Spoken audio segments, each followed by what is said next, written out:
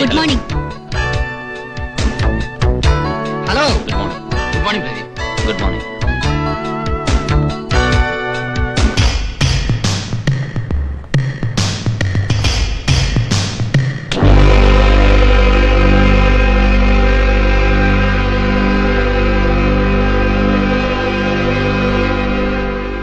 I'm sorry.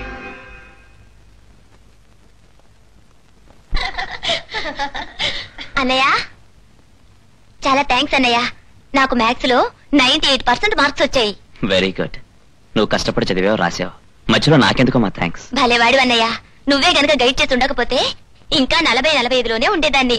వస్తానన్నయ్య, class time అయింది. అలాగే అమ్మా.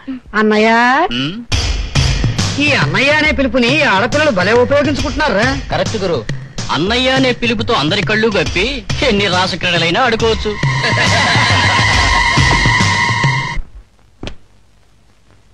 ఏమే లక్ష్మి? ఏంటమ్మా, మీ నాన్న అన్నయ్య ఇంకా రాలేదా?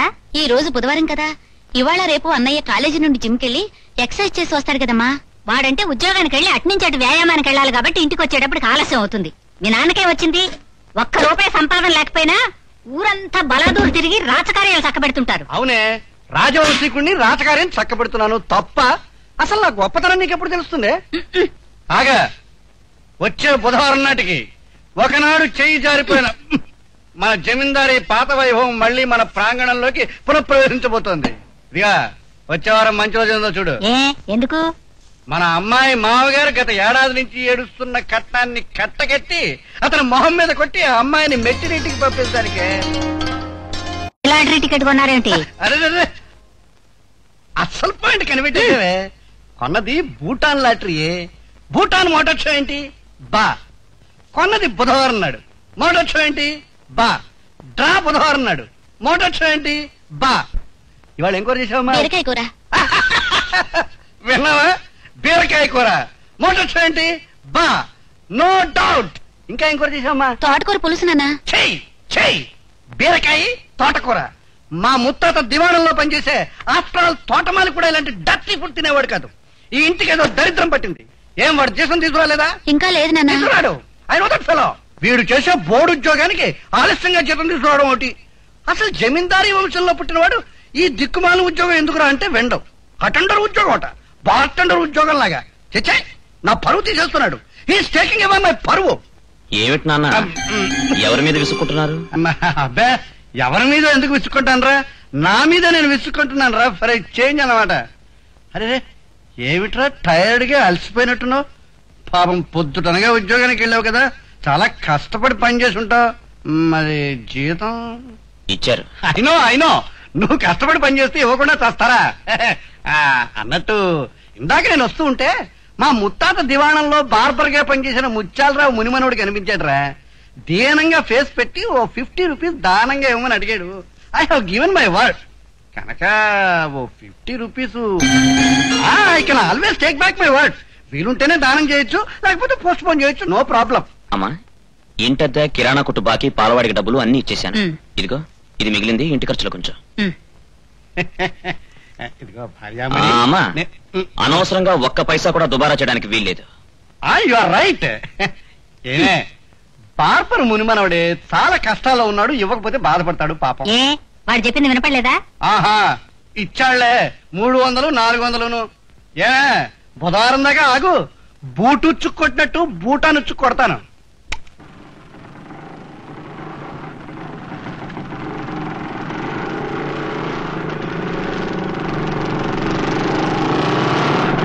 కంగ్రాట్స్ మై డియర్ సుగుణ. ఎందుకు అనుకుంటున్నావా? ఈ వేళ నుంచి నీ అన్నయ్యల లిస్టు పెరిగింది. ఎలాగో చెప్పరా, ఆ ప్రదీప్ గారితో పాటు మేము నలుగురం కూడా ఈ రోజు నుంచి నీ బ్రదర్స్ ని. 1+4 టోటల్ 5. అలనాటి ద్రౌపదికి 5 మొగుళ్ళు, నీకు 5 అన్నయ్యలు. ఏమే, నీ అటెండర్ అన్ని తీసిపోయావా? నువ్వు వెళ్ళమ్మా. ఏరా, ఆఫ్టర్ ఆల్ అటెండర్ గాడివి మాకే అడ్డొస్తావా? తప్పుడు పనులు చేసి అడ్డగాడిదలకి ఎవరైనా అడ్డం రావచ్చు. వాడితో మాట్లాడించరా, 2 లాగించక.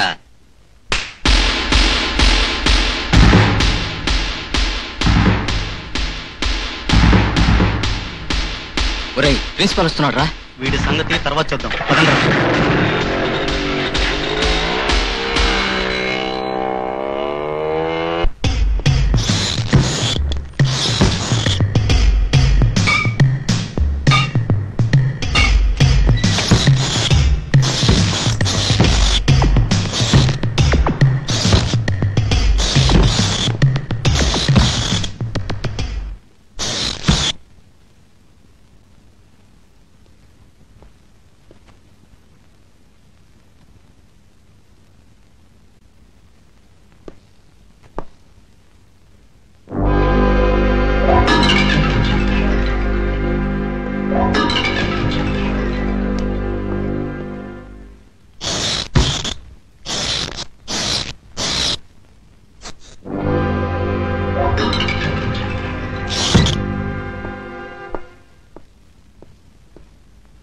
భయపడుతున్నావా?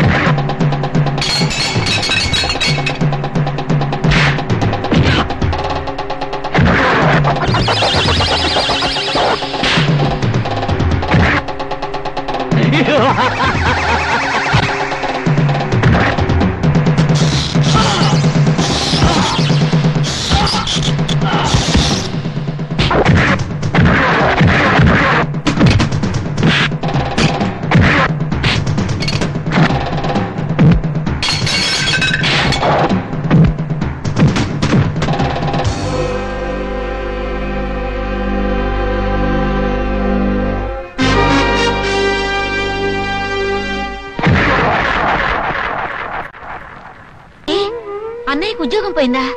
అవును, నన్ను కొందరు రౌడీ కుర్రాళ్ళు అల్లరి చేస్తుంటే అన్నయ్య వాళ్ళకి బుద్ధి చెప్పాడు. కక్ష కట్టిన వాళ్ళు ప్రిన్సిపల్ మీద ఒత్తిడి తెచ్చి అన్నయ్యని ఉద్యోగంలోంచి తీయించేశారు. జరిగిన దానికి నేను చాలా బాధపడుతున్నా లక్ష్మి. I'm sorry.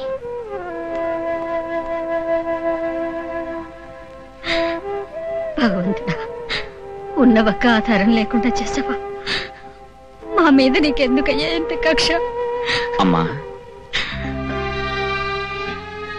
రేపటి గురించి ఆలోచిస్తూ భయపడుతున్నావా? నా కంఠంలో ఊపిరుండగా ఇల్లు గడవని పరిస్థితి రాదమ్మా. చిన్నతనం అనుకోనంత వరకు ఏదో ఒక జీవనోపాధి దొరకపోదు. నా మీద నమ్మకం ఉంటే ధైర్యంగా ఉండమ్మా.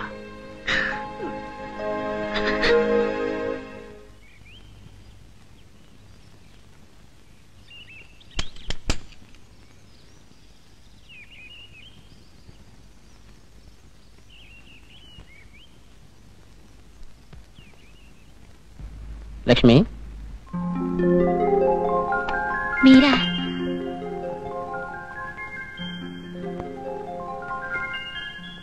నాన్న అన్నయ్య ఇంట్లో లేరు, లోపలికి రండి. తెలుసు, వాళ్ళు వెళ్ళడం చూసే నేను వచ్చాను. అలాగా? లక్ష్మి, మనం ఇలా దొంగచాటుగా కలుసుకోవటం నాకు చాలా బాధగా ఉంది. నువ్వు మాత్రం ఏం చేయగలవు బాబు? అటు చూస్తే ఆయన నీకు జన్మనిచ్చిన తండ్రి, ఇటు చూస్తే కట్టుకున్న భార్య. ఇద్దరిలో ఎవరిని నొప్పించగలవు? ఈ సమస్యలన్నీ తీరిపోయి మనకు మంచి రోజులు రావాలని ఆ భగవంతుని ప్రార్థించటం తప్ప ఇంకేం చేయగలం? లోపలికొచ్చి కూర్చో బాబు. లక్ష్మి, అబ్బాయి కాఫీ తెచ్చు. రండి.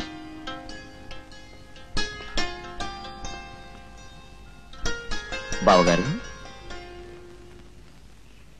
కట్టుకున్న పెళ్ళాన్ని దొంగచాటుగా కలుసుకోవడానికి వచ్చిన మిమ్మల్ని చూస్తుంటే కోపం కన్నా జాలేస్తోంది బావగారు. అది కాదు బావగారు. మీకు ధైర్యం ఉంటే నా చెల్లెలు చేయి పట్టుకుని మీ ఇంటికి తీసుకెళ్ళండి. ఆ ధైర్యం మీకు లేకపోతే మీరు మాతో పాటే ఉండండి, మాతో కలవ గంజ తాగండి. అంతేకాని ఇలా చాటుమాటుగా మా ఇంటికి రావద్దని మీకు చాలా సార్లు చెప్పాను. గుర్తుంది బావగారు, కానీ లక్ష్మిని చూడకుండా ఉండలేకపోయాను. బావగారు, పెళ్ళై పుట్టింట్లోనే కూర్చున్న నా చెల్లెల గురించి ఇప్పటికే నలుగురు నానా రకాలుగా అనుకుంటున్నారు. మీరిలా మాటి మాటికి వచ్చి మమ్మల్ని మరింత చులకం చేయకండి ప్లీజ్. మరోసారి ఇలా రాకండి. ఐఎమ్ సారీ బావగారు.